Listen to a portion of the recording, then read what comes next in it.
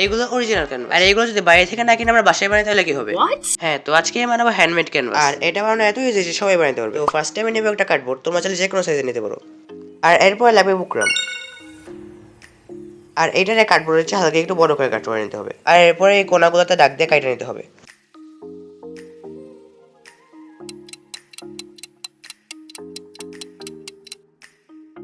তো এরপর লাগবে আমাদের B7000 গ্লু, আর এরপর বুকরামটা শক্ত করে লাগিয়ে দিতে হবে।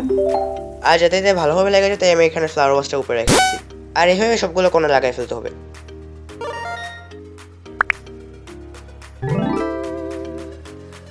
আর এরপর ক্যানভাসের ছোট সাইজের একটা পেপার লাগবে, আর এটা ফেভিকলের সাহায্যে লাগাই দিতে হবে। তো এখনই কি আমাদের ক্যানভাস রেডি? একদমই না, কারণ এর যে হোলগুলো আছে এগুলো ফিল করা লাগবে। আর এটা ফিল করার জন্য আমি এনেছি হোয়াইট অ্যাক্রিলিক পেইন্ট আর একটু গ্লু, আর এই দুটোটা একসাথে মিক্স করে এটার উপরে অ্যাপ্লাই করে দিতে হবে। তো এটার একটা লেয়ার শুকানোর পর আর একটা লেয়ার দিতে হবে, তার মানে প্রায় দুইটা লেয়ার। তো যেমনটা তোমরা দেখতে পেয়েছো আমাদের ক্যানভাস রেডি হয়ে গেল। আর দেখলে তো এটা বানানো কত ইজি।